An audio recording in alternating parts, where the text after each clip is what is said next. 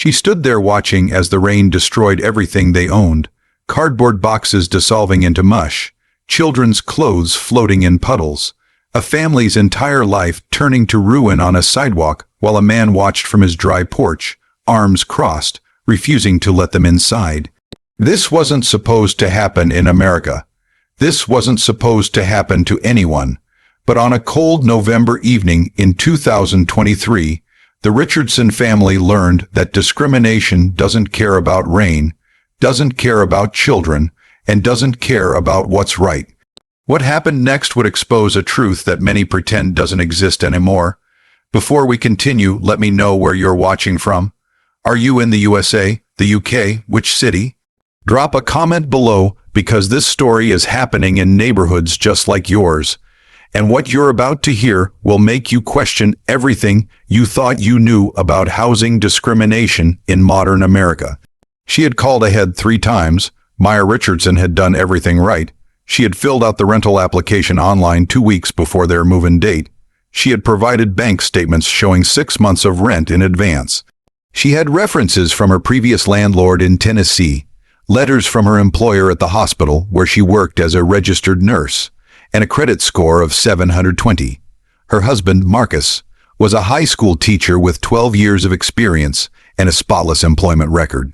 They had 2 children, 7-year-old Aiden and 9-year-old Jasmine. They were the kind of tenants any landlord would want. At least, that's what Maya thought when she submitted the application and received the approval email just 3 days later. The rental property was a 3-bedroom house in a quiet neighborhood in Ohio, about 30 minutes outside of Columbus. The listing had been perfect, almost too good to be true. Hardwood floors throughout the main level, an updated kitchen with stainless steel appliances, a backyard where the kids could play, and a finished basement that Marcus could use as a home office.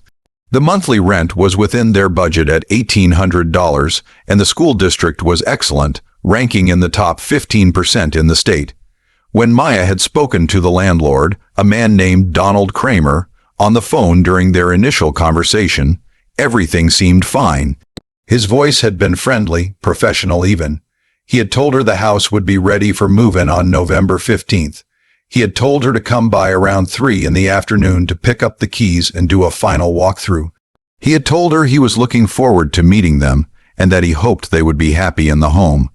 They had driven 8 hours from Tennessee, leaving at 5 in the morning to beat the worst of the traffic through Nashville and Louisville.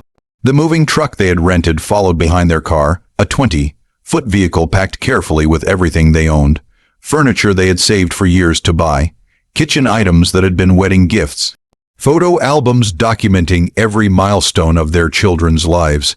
Everything they owned was packed in that truck, wrapped in blankets and secured with straps. Maya had quit her job at the hospital in Memphis 2 weeks earlier, working her final shifts and saying goodbye to colleagues who had become friends over 7 years. Marcus had already started his new position at the high school, commuting back and forth for the first 2 weeks to get his classroom ready and meet with the administration. The kids had said goodbye to their friends at tearful playdates and school parties. They had withdrawn from their schools, packed up their rooms, left behind the only home they had ever known. There was no going back. They had closed that chapter of their lives completely.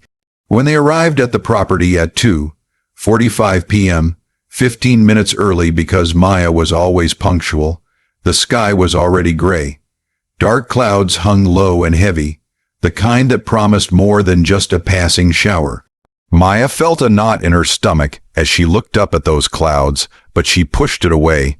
They were early. They would get the keys, start unloading, and be settled before dinner. That was the plan. She had already mapped out where each piece of furniture would go. She had measured the rooms using the dimensions from the listing. She knew exactly which boxes needed to be unpacked first and which could wait. She was organized. She was prepared. She had done everything right. The house looked exactly like the photos from the online listing. White siding that looked freshly painted, black shutters that framed the windows perfectly, a small front porch with 2 rocking chairs that the landlord had mentioned would stay with the property.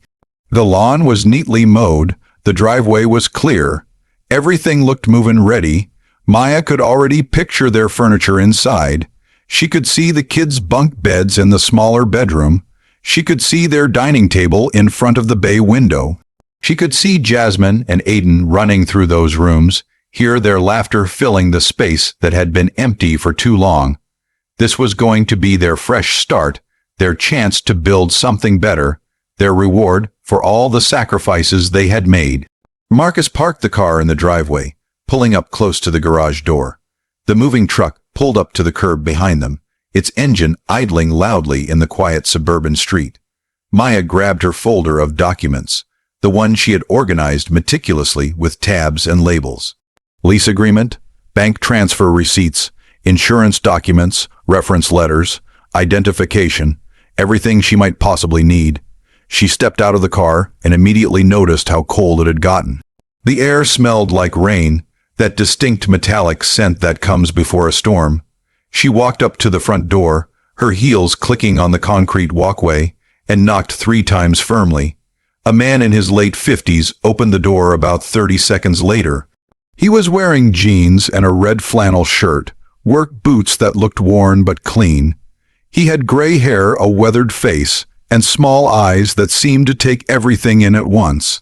He looked at Maya for a long moment, his expression neutral, then looked past her at Marcus helping the kids out of the car. His expression changed. It was subtle, just a slight tightening around his mouth, a narrowing of his eyes, but Maya saw it. She had seen that look before, many times throughout her life, in stores and restaurants and waiting rooms. That moment when someone sees you and makes a decision about who you are based on nothing but the color of your skin. "Can I help you?" he asked. His voice was different from the phone calls, colder, guarded. "Mr. Kramer, I'm Maya Richardson. We spoke on the phone several times over the past 2 weeks. We're here to move in today. We have our appointment for 3 o'clock. She smiled, trying to project warmth and friendliness despite the growing unease in her stomach. He didn't smile back. He didn't open the door wider. He didn't step aside to let her in. "I don't think so." Maya felt her chest tighten, felt her breathing become shallow. "I'm sorry, what do you mean? We have the lease agreement. I sent you the deposit 2 weeks ago, $3,000. You confirmed everything in writing. You sent me an email just 3 days ago confirming today's move. Vin. I never confirmed anything with you." His voice was flat, emotionless, as if he was discussing something as mundane as the weather. "Yes, you did. I have the emails right here." She started to open her folder, her hands beginning to shake slightly. "I have the bank transfer receipt showing the deposit was received. Is there a problem with the paperwork? Did something come up with the inspection?" Marcus had walked up behind her, holding Aiden's hand while Jasmine stood close to his other side. Both children were quiet, sensing the tension even if they didn't understand it yet. "Is everything all right?" Marcus asked, his voice calm but with an edge of concern. Kramer looked at Marcus, then back at Maya, then at the children. His jaw tightened. "The property is no longer available." "What are you talking about?" Marcus's voice was still calm but firmer now, the voice he used when dealing with difficult situations at school.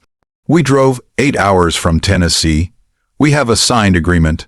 We paid you $3,000 for the security deposit and first month's rent. We have a legal contract. I don't know what you're talking about. I never signed anything with you people." The way he said "you people" made it clear exactly what he meant. Those 2 words hung in the air like poison, like a slap across the face, like every racist encounter Maya had ever experienced condensed into one moment. Maya's hands were shaking now as she pulled out the printed lease agreement, the one she had read through carefully 3 times before signing, the one her lawyer friend in Tennessee had reviewed to make sure everything was legitimate. "This is your signature right here at the bottom. This is the lease we both signed electronically. You can see the date, November 1st. This is a legal contract, Mr. Kramer. This is binding." Kramer barely glanced at the paper she was holding up. He didn't even pretend to examine it carefully. "That's not my signature. You must have the wrong property. There are a lot of houses on Maple Drive. This is 437 Maple Drive, correct? That's the address on the mailbox right there. That's the address in our GPS. That's the address on every email you sent me. Maya's voice was rising now, desperation creeping in despite her attempts to stay professional. She could feel tears starting to form, but she refused to let them fall. Not in front of this man. She wouldn't give him that satisfaction. You need to leave my property, right now. His hand moved to his phone in his pocket.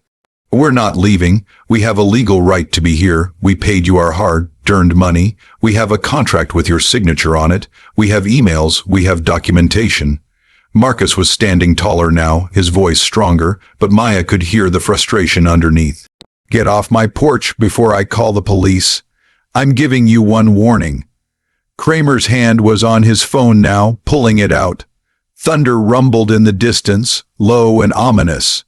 The first drops of rain began to fall, fat drops that splattered on the concrete and the car windshield. Jasmine moved closer to Marcus, grabbing his jacket. Aiden started to cry softly. He called the police anyway, right there in front of them. Donald Kramer stood on his porch with his phone pressed to his ear, speaking in a calm, measured tone that somehow made everything worse. Yes, I need officers at 437 Maple Drive. There are people refusing to leave my property. There are 4 of them. They have a large moving truck. I feel threatened by their presence. They're becoming aggressive. Please hurry. He was lying. They hadn't been aggressive. They hadn't raised their voices beyond normal conversation. They hadn't made any threatening moves, but Maya knew it didn't matter. She knew exactly how this was going to play out. Maya felt like she was going to be sick. Her stomach was churning, her hands wouldn't stop shaking. This couldn't be happening, not after everything they had done, not after all the planning and preparation. She pulled out her phone and started scrolling through emails, through bank statements, through every piece of documentation she had saved. Everything was there. Everything was in order. The initial inquiry. His response, the application, the approval, the lease agreement with both signatures, the bank transfer showing $3,000 sent to his account, confirmation emails, text messages about the move-in time. Everything. It was all there in black and white and digital timestamps. Marcus was calling their lawyer, pacing in the driveway with his phone pressed to his ear. The lawyer they had used for the real estate transaction in Tennessee. The one who had helped them navigate paperwork before. The lawyer who had reviewed the lease agreement and told them everything looked good, but it was Saturday evening. The office phone went to voicemail. Marcus tried the lawyer's cell phone. No answer. He left a message, trying to keep his voice steady, explaining the situation, asking for help, knowing it probably wouldn't come in time. The rain was falling harder now, changing from scattered drops to a steady downpour. The moving truck driver approached them, looking uncomfortable and anxious. He was a young guy, maybe 25, wearing a company uniform that was already getting soaked. Folks, I need to know what's going on here. I have another job scheduled for tomorrow morning in Columbus. I can't wait here all night. The company has strict policies about delays. Just give us a few minutes, Marcus said, his voice tight with stress. We're going to sort this out. This is just a misunderstanding. The forecast says this rain is going to get worse. Heavy thunderstorms all evening. If you want me to unload, we need to do it now or somewhere else. But I need to know where. The driver looked genuinely sorry, but also genuinely anxious about his schedule. Maya turned to the driver, desperation clear in her voice now. We don't have anywhere else. This is our home. We paid for this house. We signed a lease. Everything is legal and documented. We just need a few minutes to straighten this out.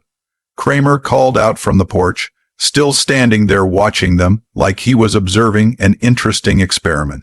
You unload that truck on my property. I'll have every one of you arrested for trespassing. That includes you, driver. You'll lose your commercial license. The driver shook his head, backing away slightly. I can't get involved in this. I'm sorry. I really am. But I need you to decide what you want to do in the next 10 minutes, or I have to leave. Can you just give us 30 minutes? Maya pleaded, rain starting to soak through her jacket. The police are coming. They'll sort this out. They'll see our documentation. They'll make him honor the contract. Just 30 minutes. But even as she said it, she didn't believe it. She knew how these situations went. She had heard the stories from friends, from family members, from news reports. She had read the statistics about racial discrimination in housing. She had experienced smaller versions of this her entire life. Being followed in stores, being questioned about whether she could afford things, being treated with suspicion in predominantly white spaces, but never like this. Never when everything was on the line. Never when her children were watching. Never when her entire life was packed in a truck getting rained on. They tried calling Kramer's phone number, the one he had given Maya for communication. He pulled his phone out of his pocket, looked at the screen showing Marcus's number, and declined the call without even pretending to consider answering. They tried calling the property management company that was listed on some of the paperwork. It went straight to voicemail with a message saying the office was closed until Monday morning. They tried calling a local attorney they found through a quick Google search for Housing Discrimination Lawyer Ohio.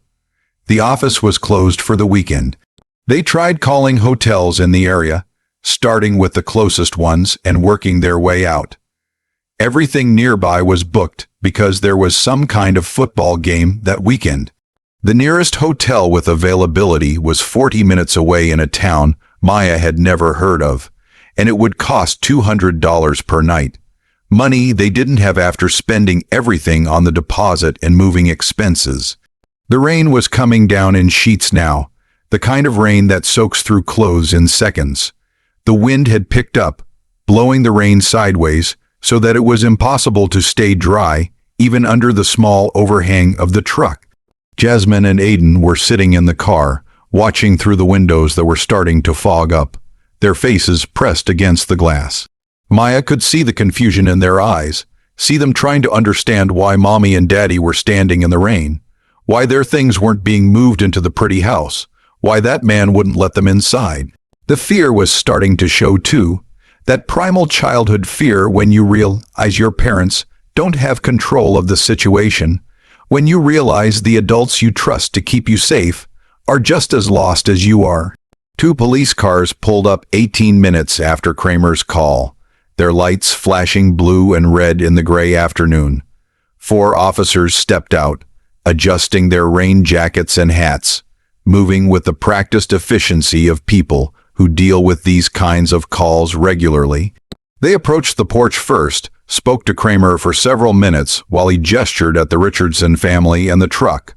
Maya couldn't hear what was being said, but she could see Kramer pointing, see him shaking his head, see the officers nodding and taking notes. Then they walked over to where Maya and Marcus were standing in the rain. What seems to be the problem here, the older officer, whose name tag read Patterson, in white letters on black plastic, looked tired. He had the expression of someone who had seen too many messy domestic situations and didn't want to be dealing with another one on a Saturday evening. Marcus explained everything, speaking clearly and calmly despite the anger she knew he was feeling. He showed them the lease agreement, the one that was starting to get damp from the rain. He showed them the bank transfer on his phone, the $3,000 transaction from 2 weeks ago with Kramer's name and account number. He showed them the emails, scrolling through weeks of correspondence. He showed them the text messages confirming the move-in date and time. He explained that they had driven from Tennessee, that they had quit jobs and withdrawn their kids from school, that they had nowhere else to go, that this was a clear breach of contract. Officer Patterson examined the documents carefully, taking his time, holding the lease agreement under a small flashlight to see it better in the dim light. He looked at the signatures. He looked at the dates. He looked at the bank transfer. He looked at the emails. Then he walked back to Kramer's porch and spoke to him for several more minutes. Maya watched the conversation, watched Kramer shake his head repeatedly, watched him gesture dismissively, watched the officer show him the phone with the bank transfer. When Patterson returned, his expression was apologetic but firm. "Sir, ma'am, I'm sorry, But this is a civil matter. We can't force him to let you into the property. This is a contract dispute. You'll need to resolve this through the courts, through a lawsuit or mediation. Through the courts. Maya's voice cracked, the professional composure she had been maintaining finally breaking. Our belongings are getting ruined in this rain. Our children are scared and confused. This man took our money, confirmed everything in writing, and is now refusing to honor a legal contract based on nothing. How is that not criminal? How is theft not criminal? I understand your frustration, ma'am, I really do. But we can't determine the validity of contracts. That's for a judge to decide in civil court. This isn't a criminal matter according to Ohio law. So he can just steal our money and kick us out in the rain with our children, and you won't do anything. Marcus's voice was louder now, anger breaking through the calm facade he had been maintaining. You're telling me there's no law against this. Sir, I'm going to need you to calm down. I understand you're upset, but raising your voice isn't going to help the situation. Calm down. Would you be calm if this was happening to your family? If someone took your money, refused to give you the home you paid for, and left your kids sitting in a car in the rain? Marcus's hands were clenched into fists at his sides. The other three officers moved closer, their body language changing, becoming more alert, more defensive. The dynamic had shifted in an instant. Suddenly, Maya and Marcus weren't victims seeking help from law enforcement. They were potential threats that needed to be managed and controlled. Maya had seen this shift before too, seen how quickly protection could turn to suspicion. She grabbed Marcus's arm, feeling his muscles tensed like coiled springs, feeling his breathing fast and heavy. Marcus, please, don't give them a reason. Her voice was low, urgent, terrified of what might happen if this escalated further. He looked at her, and she saw the devastation in his eyes, the helplessness that comes from doing everything right and still losing. The rage at being powerless to protect his family from an injustice that was happening right in front of him. The humiliation of being treated like a criminal when he was the victim. But he stepped back, took a deep breath, unclenched his fists. Officer Patterson's voice softened slightly, perhaps recognizing that these were good people in a terrible situation. Look, I'm sorry about your situation. I really am. But if you don't leave the property, he can press trespassing charges against you. You don't want that on your record. My advice is to find a hotel for tonight, get some rest, and contact a lawyer first thing Monday morning. Document everything. Take photos, save all your correspondence. You'll need it for court. We can't afford a hotel for multiple nights. Everything nearby is booked anyway. We spent everything we had on this move, on this house, on the deposit. He's refusing to acknowledge receiving, even though I have the bank transfer right here. Maya held up her phone, the screen showing the transaction details, as if that would somehow make a difference. There's a shelter about 20 minutes from here. First Community Church on Brookside Avenue. They have a family section. They might have space available for a few nights until you can figure something out. Marcus let out a bitter laugh, the kind that has no humor in it at all. A shelter? You want us to take our children to a homeless shelter because this man is breaking the law, committing fraud, and you won't do anything about it. That's your solution. The officers didn't respond. They didn't need to. The message was clear. Move along. This isn't our problem. We've done what we can do within the boundaries of what we're willing to do. The rest is up to you. They unloaded onto the sidewalk because there was no other choice. The moving truck driver had given them 15 more minutes, and it wasn't enough time to come up with any other plan. There was nowhere else to take their things. There was no storage facility they could call on a Saturday evening.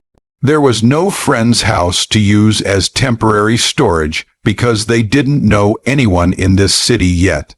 So they unloaded everything they owned onto the sidewalk in the pouring rain.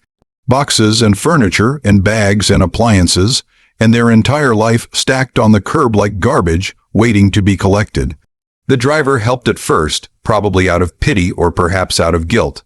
But when his phone rang with his next customer demanding to know why he was running late, he apologized one more time and left. The sound of the truck driving away felt like their last lifeline being cut. Meyer and Marcus worked frantically, trying to cover things with plastic tarps that the driver had left them, the cheap blue kind that rip easily and don't really keep water out. But the rain was relentless, a solid wall of water that seemed determined to destroy everything it touched. Within minutes, cardboard boxes were collapsing, their bottoms giving out and spilling contents onto the wet concrete. Water was seeping into everything, soaking through blankets and towels, pooling inside plastic bins, ruining electronics and documents and memories. Maya watched in horror as a box marked Jasmine's books. In her daughter's careful handwriting split completely open, sending paperbacks cascading into the flooding gutter. Children's stories about princesses and adventure and magic, books they had read together at bedtime for years, floating away like garbage. She tried to grab them, tried to save what she could, but they were already too waterlogged, the pages swelling and the covers separating. A photo album tumbled from another broken box, the kind with plastic sleeves protecting precious pictures. Maya grabbed it before it hit the water, but it was already too late. The bottom corner had been sitting in a puddle. Water had seeped inside, spreading across wedding photos and baby pictures and Christmas mornings. Memories dissolving in real time. Neighbors had started to come out, drawn by the commotion and the unusual sight of a family's belongings being piled on a sidewalk in a rainstorm. Some stood on their porches, watching with various expressions of concern, curiosity, or judgment. A few approached with umbrellas offering help. An older woman named Patricia, who introduced herself as living 3 houses down, brought plastic bins and helped them transfer what they could from disintegrating boxes to something more waterproof. A younger man named Kevin, from across the street, helped Marcus drag their couch under a large oak tree, offering minimal protection from the rain, but at least some shelter from the worst of the downpour. "What happened?" Patricia asked as she worked, her hands moving quickly to salvage what she could. "Why won't he let you in? Did something go wrong with the paperwork?" Maya didn't want to say it out loud. Didn't want to make it about race when maybe, possibly, there was some other explanation. Maybe there was some misunderstanding she wasn't seeing. Maybe Kramer really did have a legitimate reason, some technicality she didn't understand. But deep down, in the place where she had learned to recognize racism through a lifetime of experiences, she knew. She had known from the moment he opened that door and saw her face. She had known from the way his expression changed when he saw Marcus and the children. She had known from those 2 words, "you people." "He says he doesn't have a lease agreement with us," Maya said finally, her voice hollow. "Even though we paid him $3,000 2 weeks ago. Even though we have it in writing with his signature. Even though we have weeks of emails confirming everything." Patricia looked toward the house where Kramer was still standing on his porch, watching the scene he had created with what looked like satisfaction. Her expression hardened, her jaw tightening. This isn't the first time. Maya's head snapped up. "What do you mean?" "Last year, around September, I think it was, a Hispanic family, same exact thing happened. They showed up with a moving truck to move in, and he told them the property was no longer available. Said there had been a mix-up with the paperwork. They ended up suing him, but by then they had already found somewhere else to live. They didn't want to move into a house with a landlord who clearly hated them. He settled out of court, paid them some money to make it go away." Maya felt her stomach drop, felt a wave of nausea wash over her. "Did anyone report him? To fair housing authorities or the police or anyone?" "To who? He always has some excuse that sounds legitimate enough. The lease fell through. The property failed a last-minute inspection. The previous tenants didn't move out on time. There's always some reason that gives him cover, that makes it look like a legitimate business decision rather than discrimination. It's his word against theirs, and he's a white property owner who's lived here for 30 years. They're outsiders coming into the neighborhood. You can guess who most people believe. A man across the street was recording them on his phone. At first, Maya thought he might be documenting what was happening to help them, creating evidence of the situation. Then she heard him talking to someone, probably on a video call, his voice carrying across the street. Yeah, it's crazy. They just showed up with all their stuff and expect him to let them in. You can't just move into a place without proper permission. People are so entitled these days, they probably screwed up the paperwork and now they're trying to make it his problem. Marcus heard it too. His head turned sharply toward the man, and Maya saw his jaw clench, saw him take a step in that direction. She grabbed his arm hard. Don't. Please don't. We can't give them any excuse. We can't give anyone any reason to make us the bad guys in this. Excuse for what? We're the victims here. We're the ones being robbed and discriminated against and left in the rain with our children. His voice was low but intense, vibrating with barely controlled rage.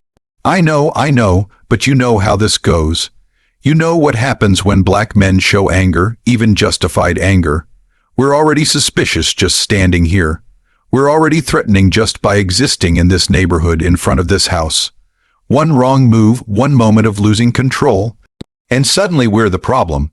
Suddenly the story becomes about the angry black man who threatened a poor landlord. Don't give them that story. They worked for 2 hours in the rain that never let up. By the time they had everything either under tarps or in Patricia's garage, where she had kindly offered to store what she could fit, they were soaked to the bone. Their clothes were plastered to their bodies. Water dripped from their hair into their eyes. They were shivering despite the physical exertion. Jasmine was crying, great heaving sobs that shook her small body. Aiden was silent, which was somehow worse than crying. His eyes were wide and glassy, processing something his 7-year-old mind wasn't equipped to understand. Marcus's jaw was clenched so tight that Maya worried he would crack a tooth or give himself a headache that would last for days.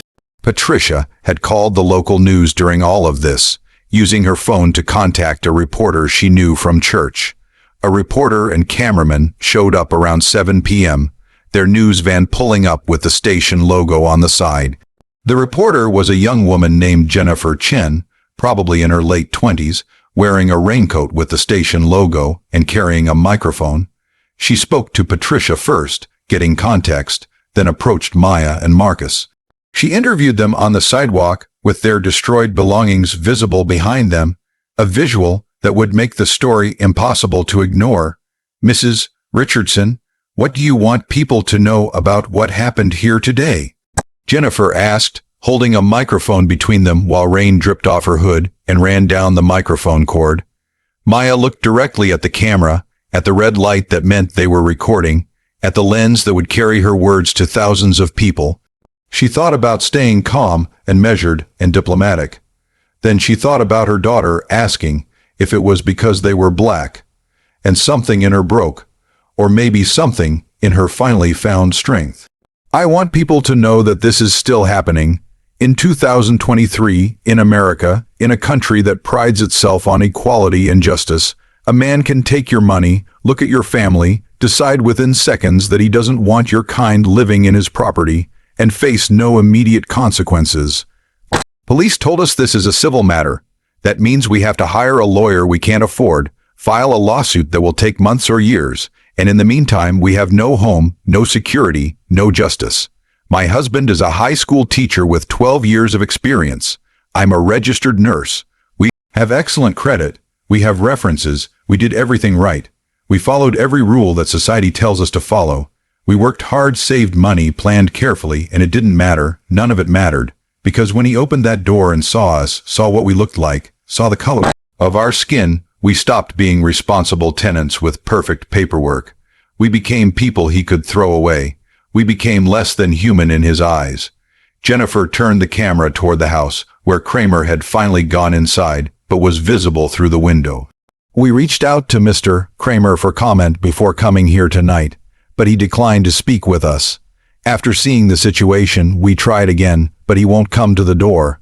The lease agreement that the Richardsons provided to us appears to be legitimate, with what looks like Mr. Kramer's signature and notarization. We've also learned from courthouse records that Mr. Kramer was sued in 2022 for a similar situation involving a family who claimed housing discrimination. That case was settled out of court with the terms sealed. The Fair Housing Organization in this county has confirmed they're opening an investigation into this incident as well. But investigations take time. Lawsuits take time. Justice, if it comes at all, takes time. And the Richardsons needed shelter now, tonight, in this moment. They needed their children to be warm and dry. They needed to stop watching their possessions be destroyed. They needed to believe that the world made sense and that doing the right thing mattered. They ended up at the first community church shelter that Officer Patterson had mentioned, driving through the rain, soaked streets to a part of town they didn't know. The building was old but clean, a brick structure that had probably been built in the 1960s. The staff was kind but overwhelmed, dealing with dozens of people seeking shelter from both the storm and various life circumstances that had left them without homes. They were given a small private room because they had children, a space about 12 feet by 12 feet with 2 thin mattresses on the floor, a small window with bars, and a door that locked from the inside. It was meant to be temporary, 2 nights maximum. After that, they would need to find somewhere else because the shelter had limited space and others were waiting. That first night, lying on a thin mattress that smelled faintly of industrial cleaner and other people's desperation, listening to her children try not to cry in the darkness, listening to Marcus breathe in short, shallow gasps that meant he was either crying quietly or trying very hard not to, Maya Richardson made a decision. She would not let this break them. She would not let Donald Kramer win. She would not let her children grow up believing that the world was this unfair and that there was nothing they could do about it. She would fight not just for her family, but for every family that came after them, for the Hispanic family from last year, for the 16 other families she would soon learn about, for everyone who had ever been judged and rejected and dehumanized because of how they looked. Marcus was on his phone, the light from the screen casting shadows on his face in the dark room. He was scrolling through legal aid websites, reading about tenant rights and housing discrimination and fair housing laws. There's a fair housing attorney who takes pro bono cases. Her name is Linda Foster. She's handled discrimination cases before. I sent her an email explaining everything, attached all our documents. If she responds, if she's willing to take our case, we might have a chance at getting justice. When does school start? Meyer asked, already knowing the answer but needing to talk about something normal, something routine, something that wasn't the disaster their lives had become. Tuesday. The kids start Tuesday. I'm supposed to be in my classroom Monday for setup and final preparations before students arrive. His voice was flat, exhausted. Can you do it? Can you go teach on Monday after everything that's happened? He looked at her, and she saw the exhaustion in his eyes, the kind that goes beyond physical tiredness into soul, deep weariness. I don't have a choice. We need the income. We need the health insurance. We need stability for the kids, something routine and normal. I have to pretend everything is fine and teach American history and government to teenagers while my own family has no home. I'll start applying to hospitals tomorrow. The nurse recruiter at Ohio General said they had immediate openings when we talked last month. Maybe I can get credentialed and start quickly. We need 2 incomes if we're going to afford hotels and eventually first and last month's rent somewhere else. They were trying to plan, trying to maintain some sense of control over their situation, trying to be the responsible adults their children needed them to be. But Maya could feel the ground crumbling beneath them. Everything they had built over years of hard work and careful planning, every sacrifice they had made to get to this point, felt like it was slipping away like water through their fingers. Jasmine spoke from the other mattress, her voice small and frightened in the darkness. Mommy, why didn't that man like us? Did we do something wrong? Maya felt her heart shatter into 1,000 pieces. How do you explain racism to a 9-year-old? How do you tell your child that some people will judge her before they know her, will reject her before they meet her, will deny her opportunities and basic human dignity based on nothing but the color of her skin? How do you explain centuries of prejudice and systemic discrimination in a way that doesn't destroy her innocence completely, but also prepares her for the reality she'll face? How do you balance protection with preparation? Baby, it's complicated. It's about things that happened long before you were born, things that some people refuse to let go of. Maya's voice was soft, trying to find the right words. Is it because we're black? The question was direct, cutting through any attempt at deflection. The question hung in the air like smoke, thick and choking. Marcus sat up on his mattress. Maya could barely breathe. She had known this conversation would come someday, but she had hoped it would be years from now, when Jasmine was older, when they could ease into it gradually. Not like this, not in a homeless shelter with their belongings ruined and scattered, not on the worst day of their lives. Yes, Marcus said finally, his voice steady despite everything. I think it is, baby. I think it is. But that's not fair. Ms. Johnson at school told us that everyone is equal. She told us about Martin Luther King and how he changed things so that everyone would be treated the same. Jasmine's voice was confused, trying to reconcile what she had been taught with what she had experienced. No, baby, it's not fair. It's not right. It's not how the world should work. But some people like that man today, they carry hate in their hearts. They make decisions based on fear and ignorance and prejudice that was taught to them by people who came before them. And that's why we're going to fight it. That's why we're not going to let him get away with what he did. Did we do something wrong? Did we forget to fill out a paper or sign something? Aiden asked, his 7-year-old mind trying to find a logical explanation, trying to believe that the world operates on rules and fairness. No, we did everything right. We filled out every form. We signed every document. We provided every piece of information he asked for. We paid him money. We followed every single rule. That's what makes this so hard to understand, even for adults. But I need you both to remember something really important. Marcus paused, making sure both children were listening. This is about him, not us. His hatred, his prejudice, his small mind and smaller heart. That's his problem. That's his failure as a human being. We are smart, capable, loving people. We are worthy of respect and dignity. We deserve to be treated fairly. And no one, not him, not anyone, can take that away from us. The problem is his, not ours. Do you understand? Okay, Daddy, Jasmine said. But Maya heard the doubt in her daughter's voice, heard the crack in her innocence, heard the first seeds of cynicism being planted. The next morning arrived too early, gray light filtering through the barred window. They had barely slept, jerking awake at every sound in the building, unable to find comfort on the thin mattresses. Marcus's phone alarm went off at 6 a.m. He had to get to school by 7:30 to meet with the principal and set up his classroom. He had to pretend everything was fine. He had to be Mr. Richardson, the history teacher, not Marcus Richardson, the man whose family was homeless because of racism. Maya drove him to the school in their car, the one vehicle they had left that still ran and held their remaining important possessions. The kids came with them, still wearing the same clothes from yesterday because most of their clothing was either in ruined boxes or stored in Patricia's garage.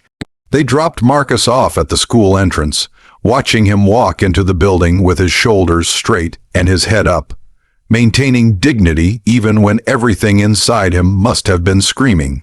She spent the day driving around town with the kids, trying to find somewhere they could afford to live. She called every rental listing she could find. Most landlords wanted first month, last month, and security deposit upfront. That was $4,500 to $6,000 depending on the property. Money they didn't have because their $3,000 was sitting in Donald Kramer's account. Several landlords asked directly if they had ever been evicted, if they had any legal disputes with previous landlords, if there were any issues that might come up in a background check. Maya didn't know how to answer. If she said yes, they wouldn't rent to her. If she said no and it came out later, they could evict her for lying on the application. She applied at Ohio General Hospital and 2 other medical facilities. The recruiters were all encouraging, all said they needed nurses, all said she had excellent qualifications. But the credentialing process would take at least 2 weeks, maybe longer. Background checks, license verification, reference checks, drug screening, health clearances. 2 weeks minimum before she could start work. 2 weeks of hotel costs they couldn't afford or shelter stays that were only meant to be temporary. By Monday afternoon, Patricia called. She had shared the story on social media and it was spreading. People were commenting, sharing, expressing outrage. Someone had started a GoFundMe without even asking the Richardsons. By Monday evening, it had raised $12,000. By Tuesday morning, it was $30,000. The local news story had been picked up by regional outlets. By Tuesday afternoon, national news organizations were calling Jennifer Chen, asking for the footage and interview rights. The story went viral in the way that stories about injustice sometimes do, creating a momentary flash of collective outrage before the internet moves on to the next thing. Jennifer Chen's report was shared on Twitter and Facebook and Instagram. Maya's interview on the sidewalk, with her destroyed belongings behind her and rain pouring down, with her voice breaking but her words clear and powerful, became a symbol. The image of Jasmine and Aiden's faces pressed against the car window, watching their parents stand in the rain, became one of those photographs that captures something essential about a moment in time. Within 48 hours, there were protests outside Donald Kramer's house. Not huge crowds, maybe 20 or 30 people at a time, but enough to make the news again. They carried signs that said housing is a human right, and racism is still real, and justice for the Richardsons. Fair housing organizations from 3 states had filed formal complaints. The Ohio Civil Rights Commission announced they were opening an investigation. The state attorney general's office released a statement saying they were reviewing the case for potential criminal charges. Donald Kramer's name became synonymous with rental discrimination. His photo was shared thousands of times online. People found his other properties and started posting reviews warning potential tenants. The property management company that had been associated with some of his rentals publicly severed ties with him. His neighbors, the ones who had stood silently watching or who had actively defended him, suddenly had news crews in their yards asking for comments. But the real twist came on Wednesday morning, 5 days after the Richardsons had stood in the rain. Maya was at a job interview at Ohio General, sitting in the HR office wearing a borrowed suit because her interview clothes were in one of the ruined boxes. Her phone buzzed in her purse. She glanced at it during a break in the interview and saw it was Linda Foster, the fair housing attorney who Marcus had emailed. She excused herself and called back immediately. "Mrs. Richardson, I need you to sit down for this." The attorney's voice was strange, excited, but also careful, like someone who has discovered something explosive and isn't quite sure how to handle it yet. "I'm already sitting. What is it? What happened? Did he agree to give us our money back?" Maya's heart was racing. "It's much bigger than that. We got access to Mr. Kramer's financial records as part of the discovery process. I filed an emergency motion on Monday given the circumstances, and the judge granted it yesterday. Mrs. Richardson, it turns out he's been running a sophisticated rental scam for years, targeting people of color specifically. He would lease properties to Black families, Hispanic families, Asian families. He would collect deposits and first month's rent, substantial amounts of money. Then he would refuse to let them move in. He would claim there was never a lease agreement, that they had the wrong property, that something fell through at the last minute. He would provide just enough excuses to make it look legitimate, to make it seem like a misunderstanding rather than intentional discrimination. Most people couldn't afford to fight him legally, or they were too exhausted and traumatized to pursue it, so he would just keep the money. We found 16 other cases in the past 5 years alone. 16 families. That's over $200,000 in stolen deposits and rent." Maya couldn't speak. Her hand was shaking so hard she almost dropped the phone. 16 families. 16 families who had gone through what she was going through. 16 families who had stood in the rain, literal or metaphorical, watching their dreams dissolve. 16 families who had children who asked why that man didn't like them. "There's more," Linda continued, her voice getting stronger, more confident. "Several of the properties he was leasing weren't even his to rent. He had access to them through various arrangements, but he didn't have legal authority to lease them. He was running background checks on his potential tenants to make sure they were financially stable enough to pay substantial deposits but vulnerable enough that they wouldn't have resources to fight back legally. He specifically targeted people who were moving from out of state, who didn't have local connections, who would be desperate for housing. He targeted nurses and teachers and social workers, people with good jobs, but not wealthy, people who had saved just enough for a deposit, but not enough for a prolonged legal battle. The state is pressing criminal charges, wire fraud because he used electronic banking, theft by deception, multiple counts of fair housing violations. The federal government is getting involved because some of his victims had crossed state lines, which makes it interstate fraud.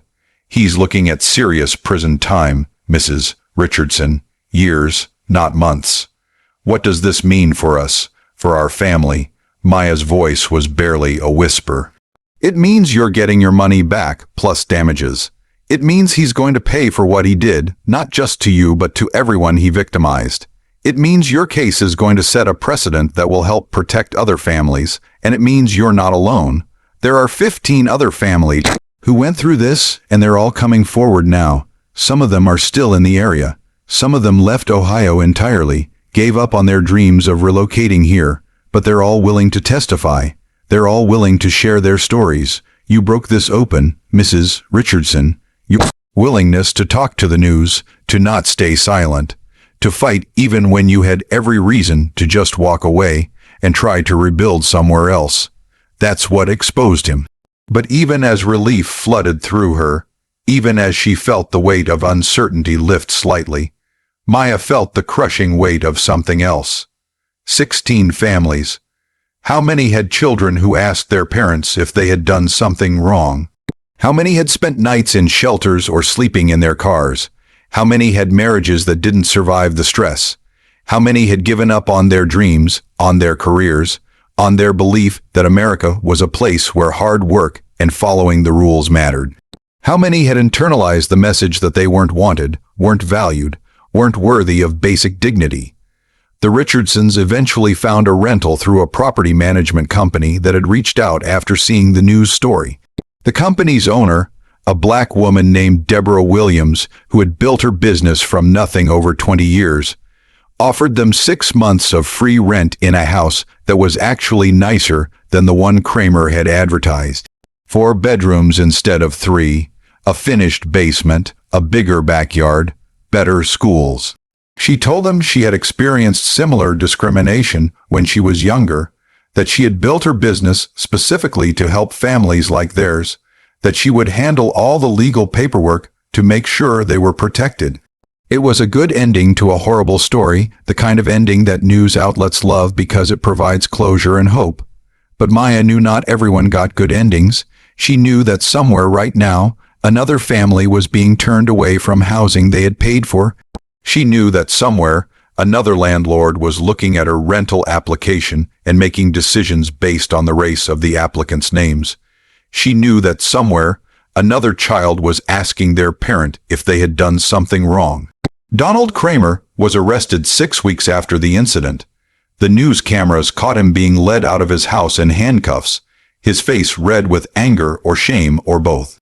He was held without bail because the judge determined he was a flight risk given his financial resources and the severity of the charges. His trial began 8 months later and lasted for 3 weeks. Maya testified, telling her story to a courtroom full of people. Marcus testified. Patricia testified about what she had witnessed. Jennifer Chin testified about her investigation. The other 15 families testified, one after another, creating a pattern that was impossible to deny or explain away. The prosecution presented evidence of bank accounts in multiple states. They presented the background checks Kramer had run on potential tenants, showing how he had specifically targeted vulnerable populations. They presented text messages where he had joked with friends about taking money from people who didn't belong in nice neighborhoods. They presented a notebook where he had tracked his earnings from what he called his side business. The evidence was overwhelming, damning, undeniable. Donald Kramer was convicted on multiple counts of wire fraud, theft by deception, and fair housing violations. He was sentenced to 4 years in federal prison and ordered to pay full restitution to all his victims plus punitive damages. The total amount exceeded $400,000. His properties were seized to pay the restitution. His reputation was destroyed beyond any hope of recovery. The case became a landmark in fair housing enforcement, cited in legal briefs, and used in training for real estate professionals and law enforcement. But on quiet nights, even years later, Maya still thought about that afternoon in the rain. She thought about standing on that sidewalk, watching her life dissolve in puddles, watching her daughter's books float away, watching her husband try to maintain dignity while being treated as less than human. She thought about her daughter's question, that simple, devastating question. Is it because we're black? She thought about all the families who hadn't had the news cameras, hadn't had Patricia and Kevin, hadn't had the viral moment that brought attention and resources. She thought about the families who had simply given up, who had absorbed the message that they didn't belong, who had stopped believing that fighting mattered. The Richardson family recovered and even thrived in many ways. Marcus became a beloved teacher at his school, known for his passion for social justice and his ability to connect with students who felt marginalized. He started a program for first-generation college students, helping them navigate applications and financial aid. Maya got her position at Ohio General Hospital and eventually became a charge nurse in the emergency department. She started speaking at nursing conferences about healthcare disparities and advocating for patients who couldn't advocate for themselves. Jasmine and Aiden grew up strong and confident, but also aware. They understood racism in a way that Maya wished they didn't have to. They understood that the world wasn't always fair, but that didn't mean you stopped fighting for fairness. The family bought a house 3 years later, working with Deborah Williams and a fair housing organization to ensure everything was legitimate and protected. The closing day was emotional, signing papers at a table where everyone was respectful and professional, receiving keys that no one would refuse to hand over, walking into a home that was truly theirs. Jasmine, who was 12 by then, asked if they were sure no one could take it away from them. Maya had to reassure her daughter multiple times that yes, this was really theirs, really permanent, really safe. But they never forgot, and Maya made sure her children never forgot either. Not to carry hatred, because hatred is corrosive and limiting. Not to become cynical, because cynicism is surrender in disguise. But to carry awareness, to understand reality without being defeated by it, to understand that the systems are still broken in many ways, that progress is real but incomplete, that doing everything right doesn't always protect you from injustice.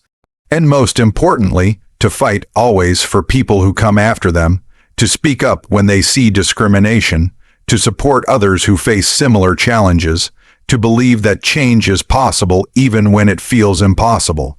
Maya started volunteering with the local fair housing organization, helping other families who faced discrimination, walking them through the legal process, connecting them with resources, telling them they weren't alone. She spoke at community meetings and city council sessions about the need for stronger enforcement of fair housing laws. She pushed for better training for police officers on how to handle these situations, so that the next family wouldn't be told it was just a civil matter. When their basic rights were being violated, Marcus incorporated the story into his teaching, using it as a real-world example when discussing civil rights, systemic racism, and the ongoing struggle for equality. His students learned that history wasn't just something that happened in the past, something finished and resolved. They learned that the fight for justice is continuous, that each generation has to take up the work, that progress requires constant vigilance and effort. The ripple effects continued. 2 of Kramer's victims used their restitution money to buy their own homes, creating stability for their families. 3 others started a nonprofit organization focused on helping people of color navigate the housing market safely, providing education about rights and connecting people with ethical landlords and real estate agents. The national attention led to increased funding for fair housing enforcement in multiple states. Laws were strengthened, training programs were created. It wasn't enough, not nearly enough, but it was something. This story is real in the sense that it happens over and over in communities across America and around the world. The names change, the The specific details vary, but the core truth remains constant. Housing discrimination didn't end with the Fair Housing Act of 1968. It didn't end with civil rights victories. It just evolved, became more subtle, harder to prove, easier to disguise as something else. It lives in the way landlords suddenly remember that the apartment is already rented when they meet applicants in person, after approving them over the phone. It lives in the higher deposits required from certain applicants. It lives in the neighborhoods that remain segregated not by law, but by 1,000 small acts of discrimination. It lives in the way entire families can be made homeless because someone decided they didn't belong. If you've experienced something similar, you're not alone. Share your story in the comments if you feel safe doing so. Let people know where you're watching from, because these stories are happening in cities and towns everywhere. Let's make these stories impossible to ignore, impossible to dismiss, impossible to explain away. Because the only way we stop people like Donald Kramer is by refusing to stay silent when it happens. The only way we protect families like the Richardsons is by believing them when they tell us what they experienced, by supporting them when they fight back, by changing systems that allow discrimination to continue with minimal consequences. Drop a comment about where you're watching from. Hit subscribe if you want to hear more stories that expose injustice and celebrate the people fighting against it. And let's make sure everyone knows that in 2025, decades after laws were passed to protect people from housing discrimination, we're still fighting for the basic dignity of having a place to call home. We're still fighting for children who shouldn't have to ask if they did something wrong when adults treat them as less than human. We're still fighting for families who do everything right and still face rejection and cruelty. The fight continues, and it needs all of us.